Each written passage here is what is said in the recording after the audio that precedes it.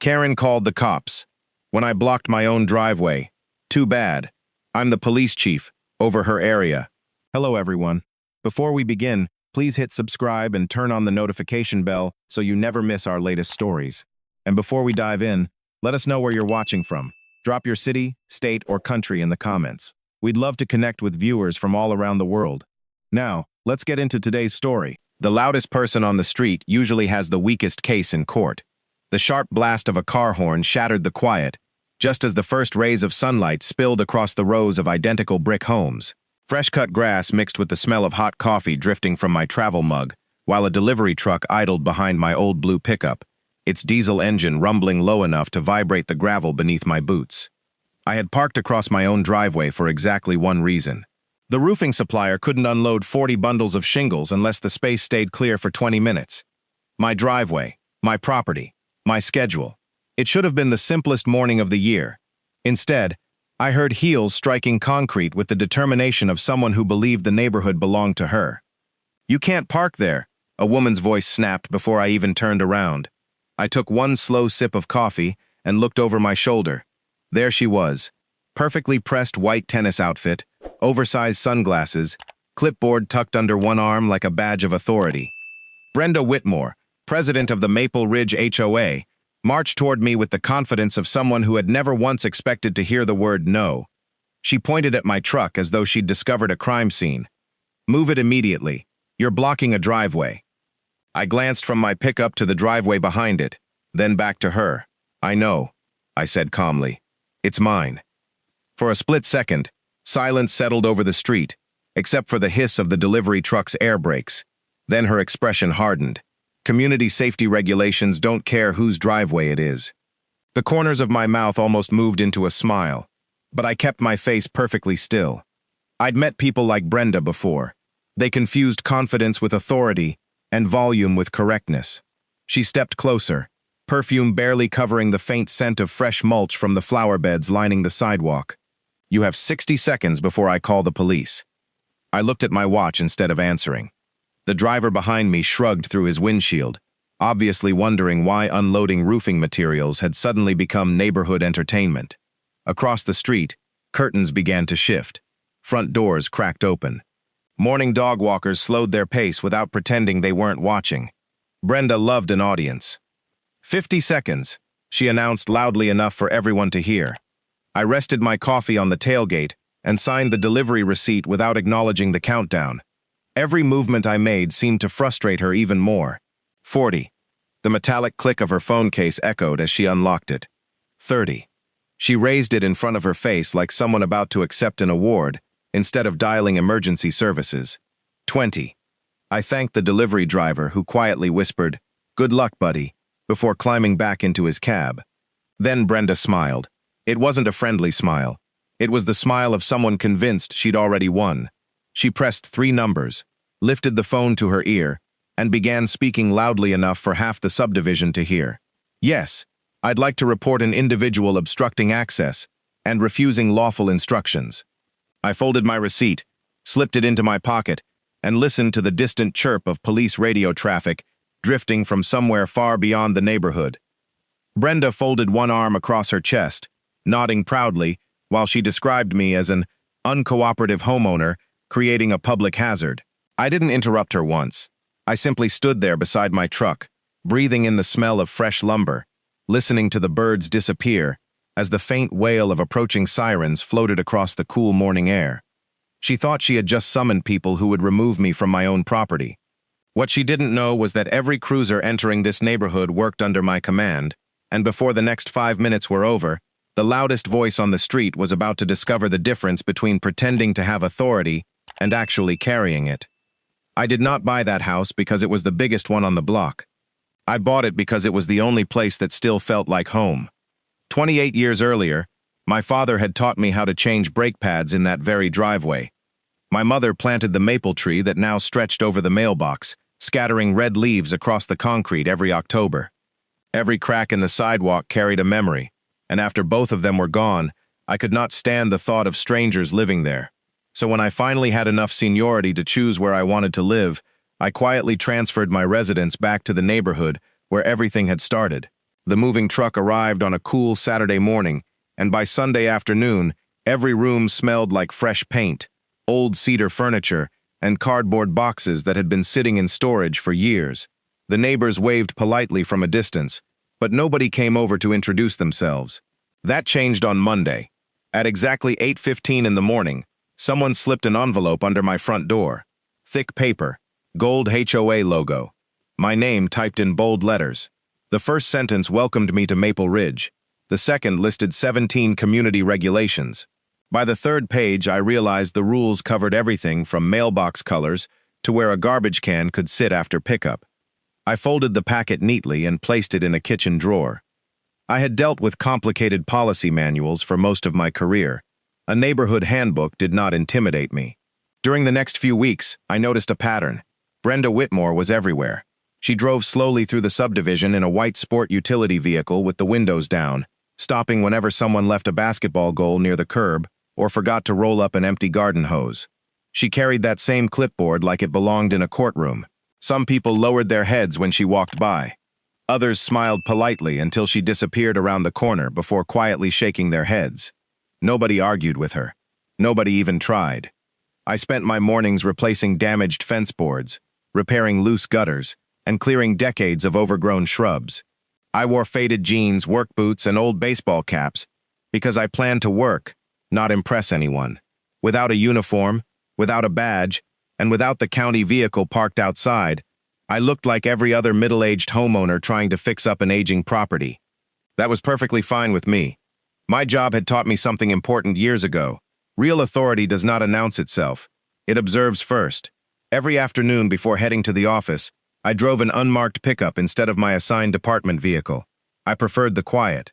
The smell of sawdust stayed on my hands long after I finished replacing trim around the windows, and the scrape of a hammer echoed through the neighborhood, while children rode bicycles past the house. Those ordinary moments reminded me why I had come back. I wanted peace. I wanted familiar streets. I wanted the chance to drink coffee on the same front porch where my father used to read the newspaper every Sunday morning. Unfortunately, Brenda seemed determined to turn every peaceful day into another opportunity to remind the neighborhood that she believed she was in charge. I had no interest in proving her wrong. Not yet. By the end of my first month back, I realized Brenda did not simply enforce neighborhood rules. She collected them the way some people collect antiques, polishing every line until it reflected exactly what she wanted everyone else to see. Every Tuesday morning, she walked the same route carrying her clipboard, stopping in front of nearly every house. I could hear the scratch of her pen from my porch while I sanded old window trim, followed by the soft click of photographs as she documented flower pots, trash bins, basketball hoops, and anything else she believed deserved official attention. The smell of fresh pine from the lumber stacked beside my garage mixed with the scent of warm asphalt as the summer sun climbed higher, and almost every morning, someone eventually sighed when Brenda appeared. One afternoon, my next-door neighbor, Harold Simmons, wandered over while I was replacing a porch railing. He was retired, soft-spoken, and carried the kind of calm smile earned after decades of choosing peace over arguments. He nodded toward Brenda's white sport utility vehicle, creeping down the street at walking speed. "She has been doing that for 6 years," he said quietly. "Most people just pay the fines because it is easier than fighting." I asked him if the violations were usually legitimate. Harold chuckled without much humor. "Sometimes, sometimes not. The problem is that nobody wants to become her next project." His words stayed with me long after he walked away. Over the following days, I noticed details I had missed before. A young couple hurried to move their garbage can inside less than 10 minutes after collection because they saw Brenda turning onto the block. An elderly widow apologized to the landscaping crew because her rose bushes had grown 3 inches beyond what the association preferred. Even children riding bicycles instinctively moved aside whenever Brenda's vehicle approached, as though everyone had quietly accepted that the street belonged to her. Meanwhile, she became increasingly interested in my house. Every improvement seemed to attract another inspection. New shutters. She measured them. Fresh mulch. She photographed it. Roofing materials delivered early. She wrote notes on her clipboard while watching from across the street. She never found an actual violation, but that did not stop her from looking. I could almost predict the rhythm of her routine. First came the slow drive past the property, then the long stare over the top of her sunglasses, then another note on the clipboard before driving away. I never reacted. Instead, I kept working exactly as planned. Replace a fence post, repair loose flashing, paint the porch, sweep the driveway. Quiet work has a way of frustrating people who expect confrontation. One evening, as the orange glow of sunset reflected across the front windows, I found another neatly sealed HOA envelope tucked beneath my mailbox flag. Inside was a friendly reminder encouraging homeowners to avoid creating temporary traffic obstructions during improvement projects. There was no violation attached, no fine, only carefully chosen language that somehow managed to sound polite and threatening at the same time. I folded the paper, placed it beside every other notice I had received, and slid the growing stack into a folder inside my desk. Years in law enforcement had taught me that patterns mattered more than isolated incidents. People rarely crossed a line all at once. They took one comfortable step after another, until they convinced themselves the line had never existed. Watching Brenda patrol Maple Ridge, I had the unmistakable feeling that she was only getting started, and sooner or later, she was going to mistake patience for weakness. The following week proved Harold had been right. Brenda stopped pretending she was simply maintaining standards and started treating every ordinary project around my house like a personal challenge. The first delivery arrived just after 7 o'clock on a Wednesday morning. A flatbed truck carrying replacement gutters eased to the curb, its air brakes releasing with a long hiss, while the driver checked the address.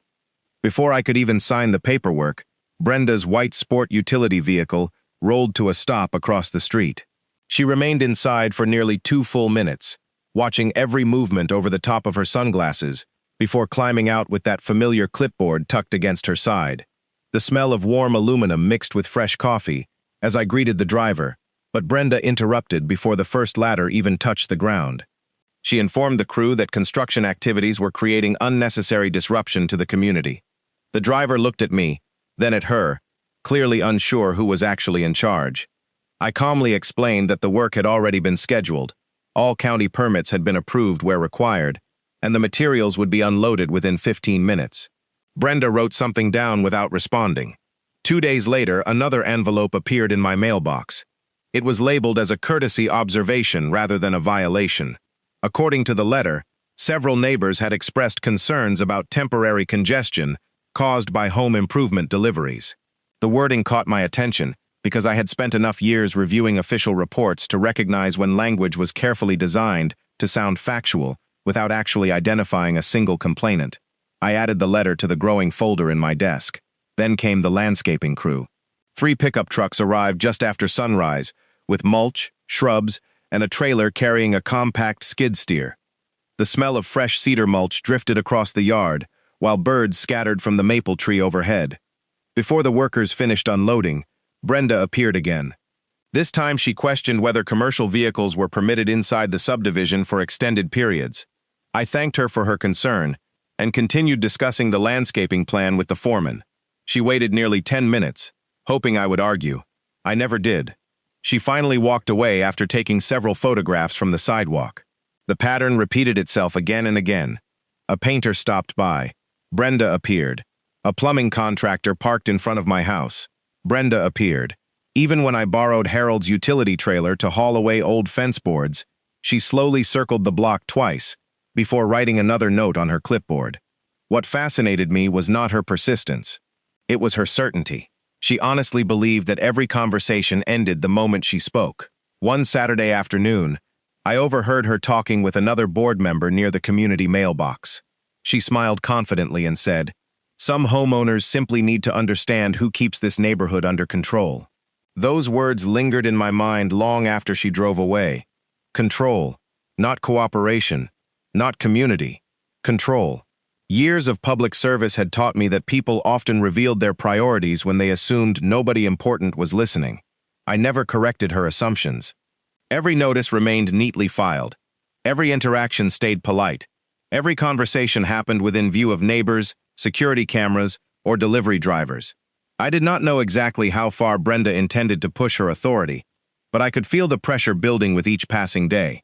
The neighborhood remained quiet on the surface, yet underneath that peaceful routine, something much larger was taking shape. and Brenda still believed she was writing the story, while she never noticed that every page was quietly becoming part of a record. What Brenda never realized was that every time she tried to pressure me, she made one small mistake. She assumed I was reacting emotionally when, in reality, I was observing professionally.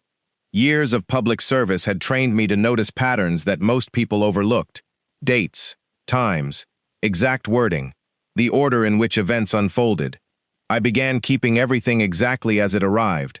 Every envelope stayed unopened until I photographed it. Every notice was scanned before it went into a labeled folder. Every conversation happened within view of my porch security camera, whose tiny blue indicator light blinked quietly beneath the eaves every hour of every day. I never installed the cameras because of Brenda. They had been part of the home renovation from the beginning. They simply happened to record far more than construction progress. One Thursday afternoon, I was tightening the last bolts on a new handrail when Brenda walked across my lawn without asking permission. I heard the crunch of decorative gravel beneath her shoes before I even looked up. She stopped just short of the porch steps and informed me that several residents had expressed concerns about the number of contractors visiting my property. I asked which residents. She smiled politely and said confidentiality prevented her from sharing names. I thanked her for letting me know and returned to tightening the final bolt. The silence seemed to bother her more than any argument could have. She waited another minute, perhaps expecting me to defend myself or complain about the association. Instead, all she heard was the steady click of my ratchet and the distant hum of a lawnmower somewhere across the subdivision. Eventually, she walked away without another word. That evening, another letter appeared. It recommended that homeowners avoid creating repeated disturbances through extended renovation activity. Again, no citation. No ordinance. No names. Just carefully crafted language, designed to create pressure without accountability. The folder inside my desk continued to grow thicker. Harold noticed it one afternoon, while helping me move a stack of lumber into the garage. He laughed softly and asked whether I was planning to sue the association. I shook my head. No, I answered honestly. I just believe good records are always worth keeping. He nodded, although I could tell he did not fully understand why I seemed so calm. Most people expected conflict to be loud. In my experience, the strongest cases were usually built in complete silence. Over the following week, Brenda became noticeably bolder. She started mentioning that she had excellent relationships with local officers because they regularly responded to neighborhood complaints. She told another homeowner that the police always appreciated residents who reported problems before they became serious. She even joked near the community mailbox that one telephone call could solve almost anything. Several neighbors laughed politely. I simply listened while loading bags of topsoil into the back of my pickup. Her confidence was growing because nobody challenged her assumptions. Mine remained quiet because I had no reason to rush. Every conversation, every letter, every unnecessary warning, and every exaggerated claim fit neatly into the same timeline. Like pieces of a puzzle, they were beginning to connect. I had seen enough investigations to recognize the moment when someone stopped enforcing rules and started believing they were above them. Standing in my garage that evening, surrounded by the familiar smell of fresh paint, cedar boards, and machine oil from my old toolbox, I closed the folder, placed it carefully on the shelf, and had the unmistakable feeling that Brenda was only one bad decision away from creating the evidence she would never be able to explain away.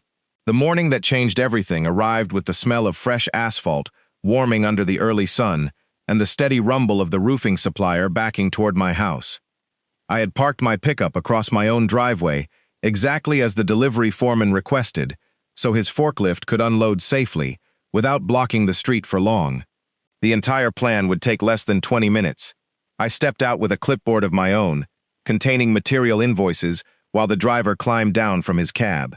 Before either of us spoke, I heard the unmistakable rhythm of hurried footsteps striking the sidewalk. Brenda was already coming across the street. Her sunglasses reflected the bright morning light, and her expression carried the confidence of someone who believed she had finally found the violation she had been searching for.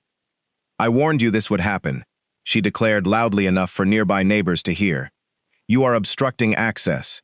I looked behind me at the empty driveway leading directly to my garage. "It is my driveway," I replied calmly. "The delivery will be finished shortly." She folded her arms and laughed. That is not your decision anymore. Several curtains shifted open along the block. Harold paused halfway through watering his flowers. A young father loading backpacks into a sport utility vehicle stopped to watch from across the street. Even the delivery driver quietly stepped aside, sensing this had become something much larger than unloading roofing materials. Brenda reached for her phone, with the confidence of someone repeating a routine that had always worked before. If you refuse to cooperate, the police will handle it. I simply nodded. That is your choice. She placed the call on speaker, carefully describing the situation as though she were reporting a serious public problem. She repeatedly emphasized that I had ignored her instructions and refused to move my vehicle. I noticed she never mentioned one important detail. The driveway belonged to me. The dispatcher remained professional, asking several routine questions before confirming that an officer would respond. Brenda smiled as she ended the call and looked around the neighborhood as if expecting applause. They will make you move it, she announced confidently. I glanced toward the delivery crew, who quietly continued preparing their equipment. The smell of fresh lumber and coffee drifted through the cool morning air, while the distant sound of approaching traffic slowly grew louder. Within minutes, the familiar flash of patrol lights appeared at the entrance to Maple Ridge. Two marked cruisers rolled steadily down the street before stopping beside my pickup.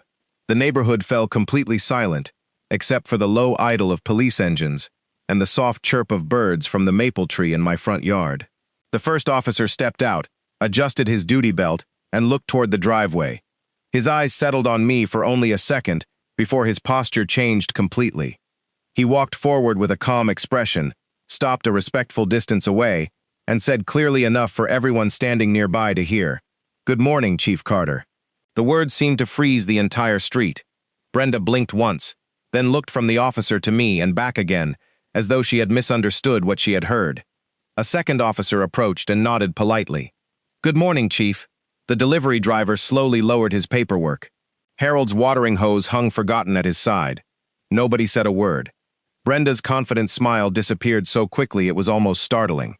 For the first time since I had moved back into my parents' house, she looked uncertain. I returned the officer's greeting with the same calm voice I had used all morning. "Good morning, gentlemen. Thank you for responding. I believe there has been a misunderstanding, and I would appreciate it if we handled everything exactly according to policy." One of the younger officers took a small notebook from his pocket, while the other listened quietly as Brenda hurried to explain her version of events. Her voice carried across the street with the same certainty I had heard for weeks. She insisted that I had refused lawful instructions, created a safety hazard, and ignored repeated warnings from the homeowners association. Neither officer interrupted her. They simply listened. When she finally finished, the senior officer turned toward me. "Chief, would you like to walk us through what happened?" I nodded and pointed toward the delivery truck, whose forklift still waited with a full pallet of roofing shingles. The supplier requested temporary access so they could unload without blocking the public roadway. "My vehicle has been on my own driveway for less than 20 minutes. The contractors are almost finished." The officer glanced at the foreman, who immediately confirmed every word. Harold quietly added that he had watched the entire interaction from across the street. Another neighbor volunteered that the driveway belonged to my property and had never blocked traffic on the street itself. The atmosphere shifted almost instantly. Brenda looked from one face to another, clearly expecting someone to support her version. Instead, all she found were calm, factual answers. The senior officer thanked everyone for their cooperation before looking back at Brenda. "Ma'am, there does not appear to be a public safety issue here." For the first time, she seemed unsure how to respond. "But he ignored me," she said. "That is not against the law," the officer answered politely. "Homeowners association requests and public law are different matters." I appreciated his professionalism. He never embarrassed her. He never raised his voice. He simply explained the facts exactly as they existed. That was how good policing was supposed to work. I could see several neighbors exchanging quiet glances. They were not watching me anymore. They were watching the realization slowly settle across Brenda's face. The authority she had relied upon for so long was not automatically hers, simply because she believed it should be. As the delivery crew resumed unloading, I thanked both officers for responding. Before returning to their cruisers, I asked one simple question. "Would you please make sure today's dispatch notes accurately reflect that the driveway was privately owned, and that no public obstruction existed. The senior officer nodded immediately. "Absolutely, Chief. We always document the facts." Those words mattered more than anyone standing there realized. Facts had a way of remaining long after emotions faded. Once the cruisers pulled away, the neighborhood slowly returned to its morning routine. Children climbed onto school buses. Lawnmowers started in the distance. The smell of fresh-cut lumber drifted through the air as the forklift carried the final stack of shingles into place. Brenda remained standing on the sidewalk for several seconds, holding her phone in one hand and her clipboard in the other. She looked smaller somehow, not because anyone had argued with her, but because certainty had quietly given way to doubt. I picked up my coffee, now only slightly warm, and thanked the delivery crew for their patience. As I signed the final invoice, I realized something important. The real turning point had not been when the officers recognized me. It had been when everyone on that street watched calm documentation defeat loud assumptions. Brenda believed the morning had ended with an embarrassing misunderstanding. I knew it had actually marked the beginning of something much larger, because every report, every recording, every witness statement, and every unnecessary call now formed a complete timeline that could finally be reviewed with the objectivity it deserved. The following Monday, I arrived at headquarters before sunrise, carrying the same folder that had quietly grown thicker over the past several weeks. The familiar smell of fresh coffee drifted through the administrative offices, while fluorescent lights reflected across polished floors that had seen thousands of routine mornings just like this one. Only this morning was different. I did not walk into anyone's office demanding action. I simply followed the same procedures every citizen deserved. I submitted the documentation through the proper channels and requested an objective review of repeated non-emergency calls, supporting records, and the associated dispatch history. Along with the reports, I included copies of the Homeowners Association notices, timestamps from my security cameras, photographs of every delivery, and statements from contractors who had experienced the unnecessary interruptions. The review was never about punishing someone for being difficult. It was about determining whether public resources had been repeatedly requested without a legitimate public safety need. That distinction mattered. By the end of the week, the timeline spoke for itself. Dispatch supervisors confirmed that several previous calls connected to my address involved situations that officers had consistently found to be civil matters rather than emergencies. The recordings reflected professional responses from dispatchers, while incident reports showed no evidence of criminal activity or threats to public safety. My security footage matched the times recorded in the official logs almost minute for minute. Facts lined up with facts. Nothing relied on opinions anymore. Meanwhile, word quietly spread through Maple Ridge that an administrative review was taking place. Nobody knew every detail, but people noticed the change. Brenda stopped driving slowly through the neighborhood every morning. The steady parade of warning letters suddenly disappeared. Contractors working on nearby homes commented that nobody questioned their permits anymore. Even Harold mentioned that the entire street somehow felt calmer. One evening he walked over carrying 2 bottles of cold lemonade and smiled as we sat on the rebuilt front porch, watching the sunset filter through the old maple tree. "I have lived here almost 20 years," he said, "and this is the quietest I have ever seen the neighborhood." I smiled, because I knew the quiet had not arrived by accident.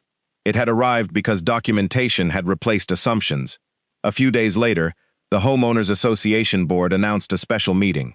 For the first time since I had returned home, the room was filled with residents who usually stayed silent. Several homeowners politely questioned how complaints had been handled, how decisions were documented, and whether courtesy notices had been applied consistently. Nobody shouted. Nobody argued. They simply asked reasonable questions. I recognized many of the people speaking. They were the same neighbors who had quietly lowered their heads whenever Brenda walked past with her clipboard.